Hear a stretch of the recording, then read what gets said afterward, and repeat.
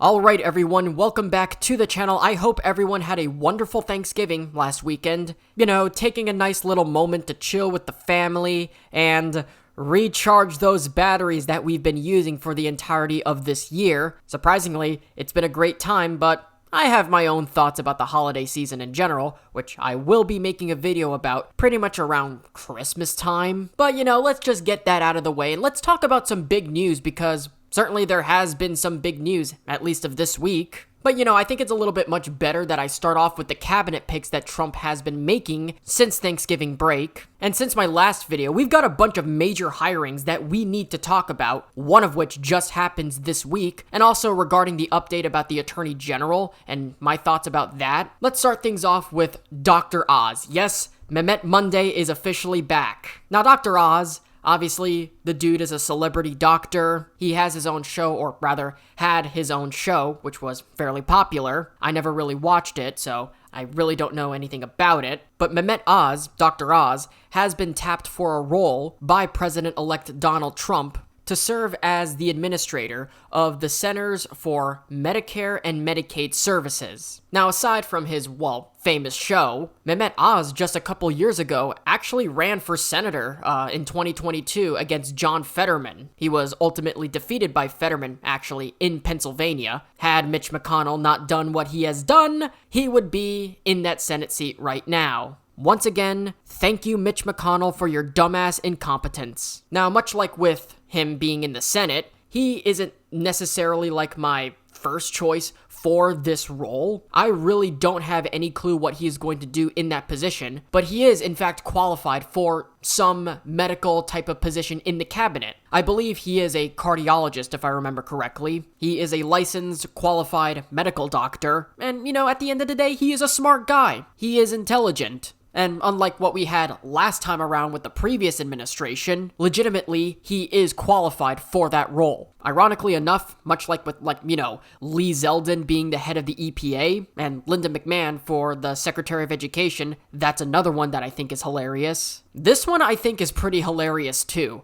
Dr. Oz working for the US government now, in the role of Medicaid and Medicare. So it's not like he's a bad pick. He is certainly and especially qualified being a medical doctor. He is in fact qualified for whatever health-related role that he gets, Medicaid and Medicare being one of them. So you know what, I am not going to complain. I don't know much about what he is going to do. I supported him in the Pennsylvania general election against John Fetterman. I wonder during the Senate confirmation process, John Fetterman during the confirmation hearings goes out and says, "Hey, you know this guy that we're talking to who's been selected to be Medicaid and Medicare? Well, he's not actually from Pennsylvania. He's from New Jersey." I'm pretty sure at some point during his confirmation hearings, John Fetterman is going to mention New Jersey to him. Next up, we got Linda McMahon, the former WWE CEO. If you look at literally any legacy media reporting, that's all they say about her, by the way, unless you go down into the article. We will get into that later. But Linda McMahon here has been tapped for a role as head of the Department of Education. Now, what I wanted to talk about is not just the appointment itself. We will get into that. Is it a little bit out there? Yeah, maybe. But, Trump is also trying to choose Lee Zeldin for the EPA and RFK Jr. for HHS, so it's not necessarily the most out there, off-the-wall pick that he could make. But I also, before I get into my thoughts on this pick, I also want to talk about, the media effectively lying by structure and by omission with regards to the reporting of this. As I already mentioned, she is the former CEO of the WWE, so it ties into wrestling. She is, or I believe was, married to Vince McMahon, the founder of WWE, so obviously there's a lot of connection with wrestling, and as someone who loves watching professional wrestling, realistically I would actually be enjoying this. But the whole ties to the WWE and wrestling, that is how the media is portraying this. And also insinuating that she is not qualified to be running the educational apparatus. However, what it fails to mention, unless you look, deep down into whatever article you're reading, but not many of these articles talking about the hire haven't mentioned or pointed anything else about her failing to mention that she was already a successful small business owner well before her involvement with the WWE. Similarly to Dr. Oz, the legacy media just says, oh, celebrity doctor, he's not qualified, when he actually is a professional medical licensed doctor, a cardiologist before making his big buck on TV. So it's the same situation there. Now, my overall thoughts on McMahon, this one doesn't necessarily sound too effective because I feel like Trump is going to find a way to get rid of the educational department anyway. One thing that I can absolutely say for certain is that she is a much better choice than Betsy DeVos, who is blatantly establishmentarian, an awful choice through and through. Unpopular opinion, but I think it's a much better move to just, get rid of it entirely. So I think this whole hiring of Linda McMahon might be an indication of what Trump might do to the Department of Education, which I happen to agree with him on. The Department of Education has not actually educated anyone.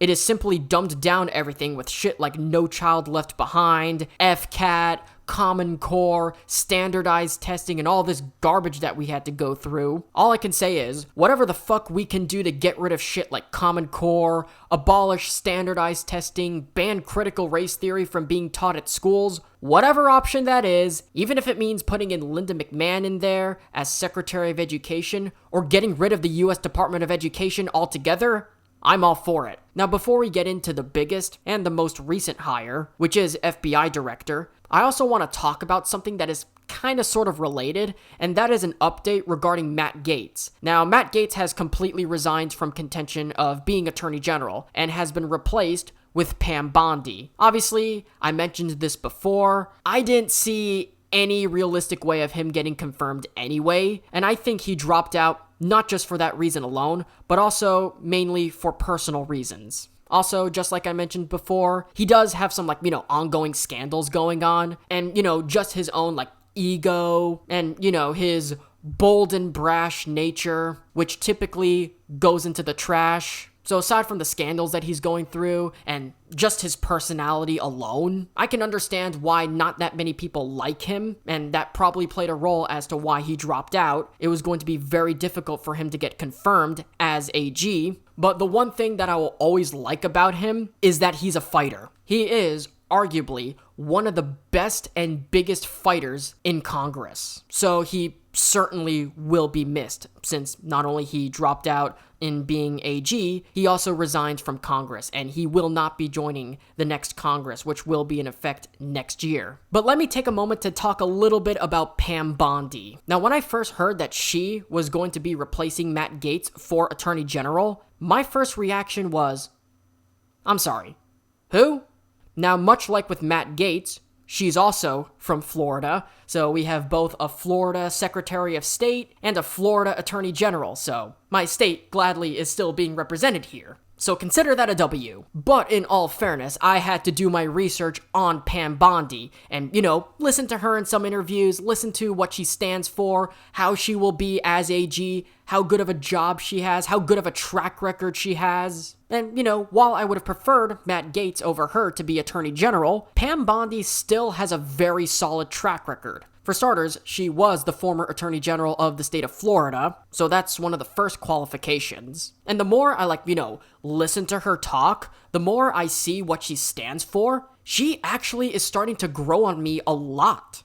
This could turn out to be a much better pick than we all might think it is. Is she as good as an AG pick as Matt Gaetz? Obviously not. Gaetz was considered a fantastic choice. Pam Bondi is not as good as him. She doesn't necessarily have the name recognition of Gaetz, but she definitely has a little bit more experience. She was a longtime former lawyer, and she has also been in this position before, at least in the state level. She is not a complete and total Trump superfan like Matt Gaetz is, but she's still a Trump loyalist, and a pretty notable Trump loyalist. A lot of people on the right seem to like her just as much as Gaetz anyway. Ron DeSantis supported her. I think Charlie Kirk also said some good things about her. So when she was first announced, I've been hearing a lot of good things about her. And one thing that actually did strike me a week after Trump made the announcement that Bondi would be Attorney General, Pam Bondi mentioned something about releasing the Epstein client list. This is a big deal.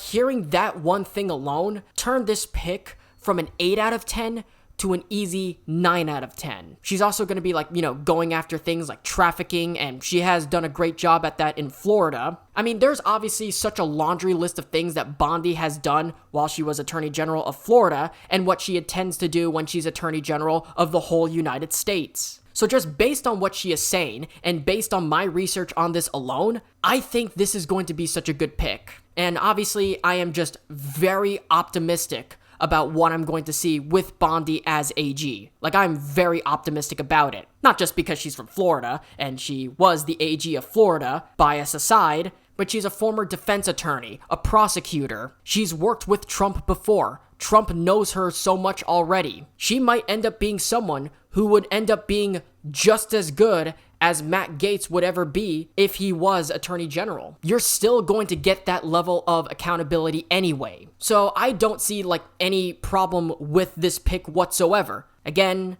would have preferred Gaetz, but as long as she is, the same fundamentally, I am totally okay with it. So while we got Attorney General out of the way, well, the new Attorney General that we just got, it's time to talk about one last pick. And after a lot of heavy consideration, Trump has officially made his pick just this week for FBI director and nominated KASH Patel for that role. And this is someone who everybody wanted in that role specifically. Now, I didn't even know that this was going to happen.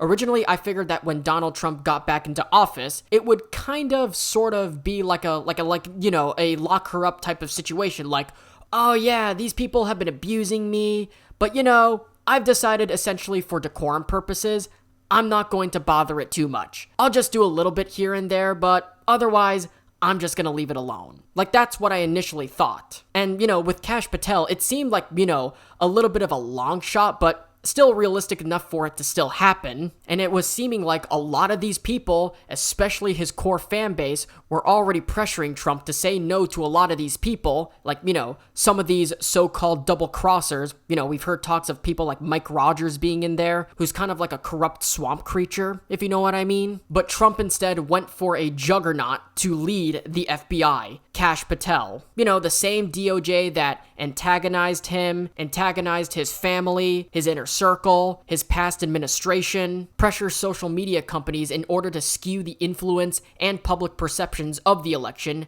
mainly 2020. That same FBI, even the one that he was able to assemble himself. You had a lot of bad faith actors. Trump has been around the block before. He knows exactly who he can and cannot trust. And you look at KASH Patel, this is the same guy who once said that he would shut down the Hoover building and then reopen it the next day and turn it into like some sort of museum. And also mentioning that anybody who's working in that building would be sent off to help fight crime in America. The whole you are cops, be cops sort of thing. You talk about actual accountability, making the FBI something that is useful again, and getting them off the back of political opponents, and just going after people who are actually legitimately criminals. Go after them. Don't go and try to persecute the leader of the free world for an entire presidential term with all these hoaxes and whatnot, because that's exactly what happens the last time around. And I think this pick is such a huge step in the right direction. And again, I don't see this as revenge. I see this more of accountability, if anything, because I think that is also what's being done here.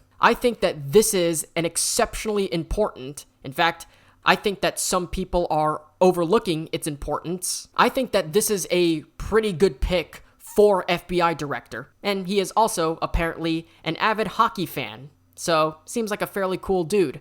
Go Cats, by the way. Reigning Stanley Cup champions. But at the same time, there's just no excuse for this dude. It's not like with the whole Matt Gaetz situation where they're going to go out and say, well, this guy his behavior is a bit cringe, and I'm skeptical about his track record. He's too loyal, and I just don't like him personally. He doesn't have that much experience for AG. KASH Patel, on the other hand, he is massively qualified, and that should be terrifying for them. Yes, again, I would have loved to have Gaetz in there, have a little bit of a two-way punch type of situation. But with Gaetz, I believe he'll still be involved in some way, shape, or form, maybe like a prosecutor of some sort. And then you have KASH Patel in there at the FBI, rebuilding the Justice Department from the ground up and actually going after crime, going after the deep state more specifically, all of Trump's picks so far in the Intel department, all of his picks domestically,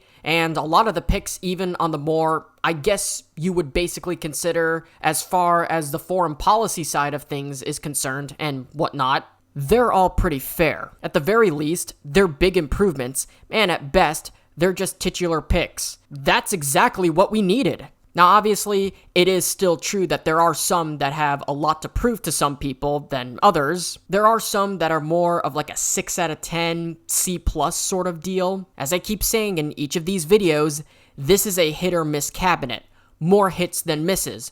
But the truth is, the misses this time would have been considered like, the greatest picks in the previous administration. This really just goes to show you how much improvement there's been and how far we've come this time around. And now you have KASH Patel in there, who is somebody that is going to send all the right people in total freakout mode for all the right reasons. So to be fair, I think that this is more of a mandate, though. It's a mandate of Trump wanting to go after the people that were persecuting him, while at the same time, investigating the people that should be investigated. There's a laundry list of people that need to be investigated by the FBI. For instance, Fauci, Bill Gates, BlackRock, etc., etc., etc. The list is rather long, and you can sort of descend down it. Picking KASH Patel indicates that Trump is, I believe for the most part, serious about actually going after the people that have been sandbagging our society, not just sandbagging him personally. Of course, a lot of this was just legal persecution towards Trump and or members of his family or even his inner circle, Giuliani, Michael Flynn, Roger Stone, Steve Bannon, and things like that. But I also believe that it goes further beyond that.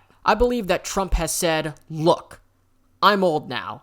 I'm going to be in my early 80s when I leave my presidency. This is my second and final term.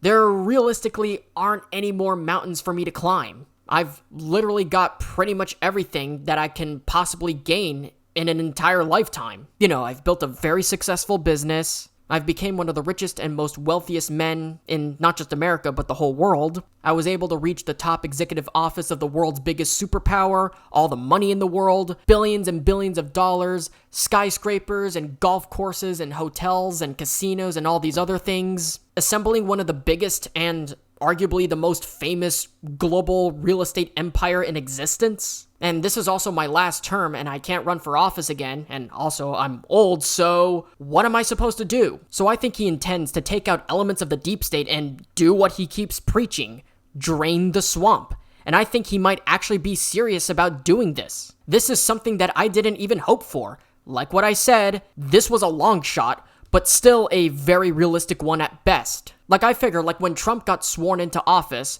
you're going to get some tax relief, you're going to get better border control, and diplomacy actually becomes normalized for once. No more of these stupid endless wars that we've been dealing with since I was first born, by the way, and I'm 23 years old, turning 24 next year. All of this would have already given him at least an above average presidency for the last half century, so to speak. Nominating KASH Patel, though, for the FBI director's role really goes above and beyond even my expectations. Me personally, I saw this as a long shot, but still a very realistic long shot. And to be fair, I'm actually very glad to be able to see this. And I've been noticing there are some people that have been casting him off. And by the way, if you look online right now and you look at all the news, they're all attacking KASH Patel right now. And they're saying that he's a bad person. He's terrible. He is such an awful pick. He is a threat to our democracy. All the usual stuff. I'm noticing all these people are actually freaking the fuck out right now, just by the fact of Patel being in the FBI alone. And obviously, there's a good reason for that, because they're terrified of him. They're terrified of the fact that he's going to do a deep dive into the DOJ and the FBI itself, find evidence of what was reported in the Twitter files and all these other things, and then expose it to the public. That's what they're afraid of. And believe me, they have every right to be, because it seems like he's the sort of person that would actually do his job. Let's be real. We want a functional DOJ that can actually do its job and fight crime, and actually fight legitimate crime. We don't want this inflated bureaucracy that is weaponized against the base and the American people by and large, and the people who disagree with the current regime that is in power, in DC that's been in power. Like, we don't want that. People want a fair DOJ. That's all. This is why Trump's core fan base and his super fans have been using the term deep state when talking about his opponents that are against him. And the reason why this term exists is because even if you have Trump in office, even if you have a Republican trifecta, even if you even have Bernie Sanders in there, like a populist candidate of some sort, like a Fetterman, whatever it is and whatever you have, still you have the uniparty, you have the establishment, that's always there. You cannot root it out just like that. It's going to require a teraton wrecking ball to DC to go out there and just to do that alone. And that includes Trump putting people around him that know exactly what they're doing. They claim he's unqualified, but if you take a look at his resume, it's pretty much the exact same resume of a James Comey or a Christopher Wray would have. KASH Patel has the exact same qualifications as Comey and Wray. Again, qualifications matter. It should never be about religion, race, or politics on who's more qualified for the job. As long as they are actually qualified for that position, they are perfect for that position. Doesn't matter. And you talk about being the chief of staff in the DOD. You talk about being director of the Intel Committee, working with Trump on all these councils, working as, special prosecutors and whatnot. This is more certainly a candidate for this position who more than hits all of the necessary qualifications for an FBI director. He literally has the exact same qualifications as a Comey or a Christopher Wray. But you see these people, they're still terrified. They're terrified and they're saying, oh, well, this is somebody who is going to come in here and use his position and weaponize the DOJ and use his power for a political agenda. That's not going to happen, number one. And number two, isn't that what they've been doing for how long in this country? How long have they been already doing that in this country already? They've already been doing that for quite some time now, even before I was born. Why don't you take a look at Ruby Ridge and Waco as examples? We don't need to talk about Trump because we already know what he's going through. And during the 2020 election, they pressured companies like what was Twitter back then, and I'm sure they also did it with other social media networks to make sure that certain things that were true, like with the Hunter Biden laptop story, were suppressed. And there's already proof, and even the legacy media has admitted it. There was proof that in this so-called collusion, if you want to call it that, altered possibly and quite potentially millions of votes as a result in the nation, like what was claimed in the Twitter files. Not to mention, with COVID being around, people protesting lockdowns were also being suppressed as well. That is something like a third world country would do under the facade of the free world. Like, what's the DOJ been doing this entire time? Instigate the American people and headhunt its so-called adversaries. Now, you have somebody in there that is going to be extremely effective and actually do what it was intended to do. Because he's qualified. That's the thing. They say he's unqualified. No, he's actually more than beyond qualified. And not to mention, they've been after him as well. Just take a look at what it mentions about him on his Wikipedia page. I can't think of a better choice for an FBI director than somebody who actually has been persecuted by them before. I think that's a good idea. What would I rate this pick? I think Lee Zeldin as EPA director is probably the most hilarious one so far. You have Pam Bondi, who is the replacement to Matt Gaetz, who we've already talked about, and alongside KASH Patel, even though I would have preferred Gaetz, I think she would be just as effective as well. I think Patel and Bondi will definitely be working together, at least in some way, shape, or fashion. And Tulsi Gabbard on Intel is probably the most meaningful. I think this is definitely up there with DOGE, Zeldin, and Gabbard. And of course, we cannot forget to mention Pete Hegseth, and they're trying to Kavanaugh him right now, so we'll see what happens there. Press secretary has also been picked as well, and it's an individual, much likewise with Pam Bondi. Never knew who she was until the announcement was made.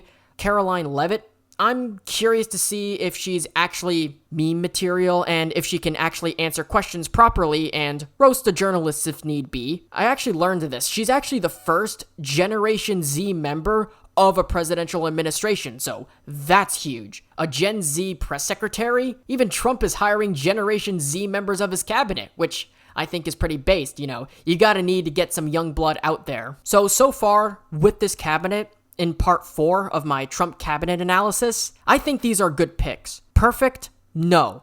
Absolutely not. You'll never find a person who is actually perfect and agrees with everything and anything you happen to agree with. But either way, what rating could I give Patel? Well, personally, I give it at least probably like an A-, like a 9 out of 10. I think that this is an excellent pick, and fingers crossed that this one actually pans out. So I'd like to hear your thoughts about what you think about KASH Patel. Are you excited? Are you afraid? Do you think this is a good pick? Do you think this is a bad pick? What do you think of Trump's cabinet picks so far? Do you think Pam Bondi would be just as good as Matt Gaetz, hypothetically speaking? Would you have preferred Gaetz? Who do you think would have been a better pick for Attorney General? What do you think about Linda McMahon being in the educational sector? Or Dr. Oz in Medicaid and Medicare? Again, love to hear all your thoughts and opinions down in the comment section down below, as I always end the conversation down to you, just like what Philip DeFranco does in his videos. Always great to end the conversation off just like that, and with that being said, thank you guys so much for watching. If you guys enjoyed, be sure to hit that like button down below, and if you're new around here, be sure to subscribe to the channel and ring the little notification bell. Be sure to follow me on all my social medias, links are in the description below. Share this video around with your friends, families, boyfriends, girlfriends, enemies, whomever. Definitely helps me out a lot, helps the video grow, and helps grow the channel